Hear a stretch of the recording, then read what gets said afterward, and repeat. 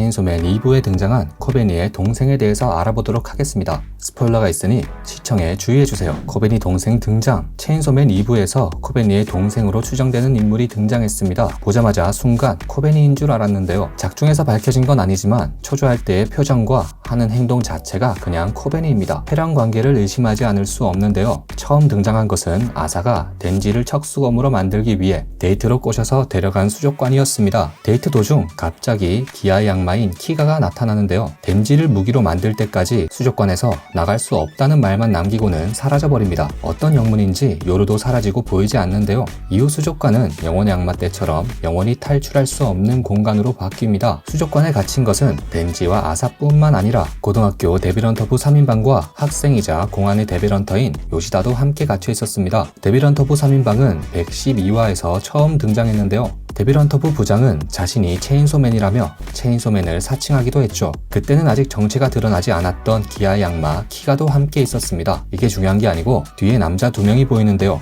얼굴은 보이지 않지만 둘 중에 요 조그만 놈이 코베니의 동생이었던 듯합니다. 여기가 첫 등장이지 않을까 하는데요. 코베니의 동생은 수족관에 갇힌 것을 깨닫자 멘탈이 붕괴해 눈물 콧물을 질질 짜는데 코베니와 판박이입니다. 이것 외에도 수족관 벽을 핥는다든지 죽음을 두려워하는 모습이 코베니 집안 내력인가 봅니다. 지금부터 코베니와 동생의 비슷한 점을 하나씩 짚어보겠습니다. 코베니 등장. 코베니의 동생과 코베니의 등장을 비교해보면 비슷한 점이 너무나 많은데요. 첫 번째로 일단 코베니는 영혼의 악마 토벌 당시에 처음 등장했고 수족관에 가둔 악마가 영혼의 악마인지는 불명이지만 상황이 너무나 비슷합니다. 15화 타이틀이 앤드리스 8층이고 코베니의 동생이 처음 얼굴을 드러내는 114화 타이틀은 앤드리스 수족관입니다. 너무 비슷하지 않나요? 의문점. 코베니는 분명 9자매라고 소개했던 기억이 있는데 남동생이라니 이상하지 않나요? 일단 9자매라고 소개한 사람은 코베니가 아니라 회식에 있던 다른 여성 데빌런터입니다. 코베니가 언니의 옷을 입고 왔다고 말하자 코베니는 9자매야 대단하지 라고 옆에서 말합니다. 가족에게 돈을 보내는 것을 알고 있는 걸 보면 꽤 친해 보이기도 하는데요. 호텔 8층에 갇혀서 맛이 살짝 갔을 때 부모님이 우수한 오빠만큼은 대학에 가야 한다며 억지로 데빌런터를 시켰다고 말했었습니다. 코베니의 가족관계. 코베니는 키시베이 아지트에서 가족과 떨어질 이유가 생겨서 좋다고 말했는데요. 가족들한테 얼마나 시달렸는지 알려주는 부분입니다. 가난해서 언니의 옷을 물려받는다든지 회식 때는 데빌런터로 번 돈을 전부 가족에게 보낸다고 알려지기도 했고 이렇게 맛있는 음식은 처음이라며 감탄하기도 하죠. 그리고 폭력의 마인이 아이스크림을 사줬을 때 인생에서 2번째 아이스크림이었으며 첫 번째는 생일이었다고 말했습니다. 자동차도 가족을 위해서 샀다고 말하는 모습을 보면 얼마나 가난한 가정인지 짐작이 되는데요. 하긴 지금까지 밝혀진 것만 봤을 때는 오빠와 9자매, 남동생, 그리고 부모님까지 친다면 13인 대가족이라고 볼 수 있는데요. 들어가는 생활비가 어마어마할 것 같습니다. 월 1,000은 벌어야 먹고 살지 않겠어요? 동생과 가족의 관계. 코베니의 동생도 코베니와 마찬가지로 부모님에게 시달리고 있다고 생각되는데요.